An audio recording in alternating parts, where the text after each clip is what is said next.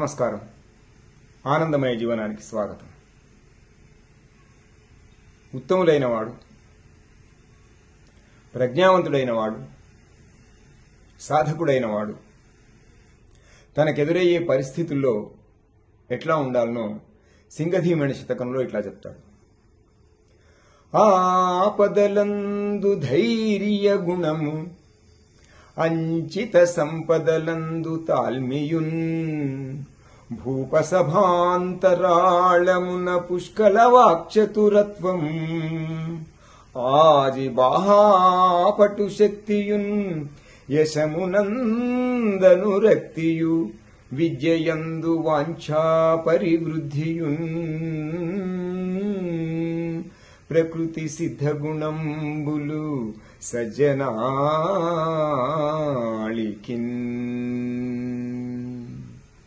ప్రకృతి సిద్ధగుణంబులు అనే చోట సిద్ధ అనే పదం అంటే సి అనే అక్షరం యతి స్థానంలో వస్తుంది.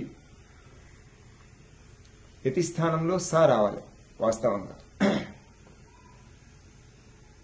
వాంఛా పరివృద్ధియున్ అంటే ఛ అనే అక్షరం రావడం వల్ల ఇక్కడ కూడా సకారం స రావాలి. కాబట్టి దాన్ని నా బుద్ధికి తోచినంత వరకు ప్రకృతి సహజ గుణంబులు సజ్జనాళికిన్ అంటే బాగుంటుందనేది నా ఆలోచన. ఇప్పుడు ఇందులో ఉన్నటువంటి భావాన్ని గురించి చూద్దాం. ఆపదల్లో ధైర్యంగా ఉండాలి, సంపద కలిగినప్పుడు సహనంతో ఉండాలి, సభల్లో అనర్గళంగా మాట్లాడాలి, యుద్ధంలో వెనుదిరగకుండా పోరాడాలి, కీర్తి పట్ల ఆసక్తి కలిగి ఉండాలి, విద్య నేర్చుకోవడం పట్ల తపన ఉండాలి. ఈ 6 లక్షణాలు కలిగినటువంటి వాళ్ళు ఎక్కడైనా ప్రపంచంలో ఏ మూలనున్నా గొప్ప పేరు సాధించుకోగలరు, గొప్పవాళ్లుగా నెగ్గుకు రాగలరు. మామూలుగా ఏదైనా ఆపద కలిగింది అనేసరికి సహజం అంటే సామాన్యుడైనటువంటి వాడు వెంటనే ధైర్యం కోల్పోతాడు. పాము కాటు కంటే పాము కరిచిందన్న భయంతో చచ్చేటోళ్ళు ఎక్కువ మంది ఉంటారు. మీకు ఈ సంగతి తెలుసు. ఈ ధైర్యం అంటే ఉత్తముడైనటువంటి వాడు, సాధకుడైన వాడు, ప్రజ్ఞావంతుడైన వాడు ఏం చేస్తాడంటే ఎక్కడైతే ఆపద కలుగుతుందో అప్పుడు ధైర్యంగా వ్యవహరిస్తాడు. వానికి దెబ్బ తగిలిన సరే 10 మందిని కాపాడాలని ప్రయత్నం చేస్తాడు. వాడు గొప్పవాడు. సంపద వచ్చింది, ధనం వచ్చింది, ఎక్కడ లేని అహంకారం వస్తుంది. సహజంగానే అది తీసుకొని వస్తుంది. ఎంత సంపద వచ్చినా, ఎంత గొప్ప పేరు వచ్చినా నేను సామాన్యుణ్ణే అనుకోగలిగే సహనశక్తి ఉన్నవాడే ప్రజ్ఞావంతుడు, సాధకుడు. సభల్లో అనర్గళంగా ఏ విషయాన్ని గురించైనా నిర్భయంగా సహజమైన చాతుర్యంతో మాట్లాడగలగాలి.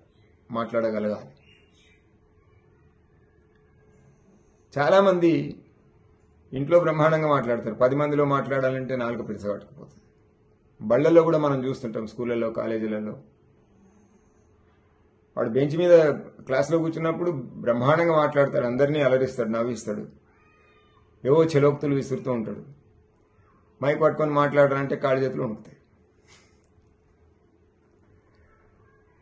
అట్లా సభల్లో 10 మందిలో అద్భుతంగా మాట్లాడగలవాడు. యుద్ధంలో వెనుదిరగకుండా పోరాడేటటువంటి వాడు.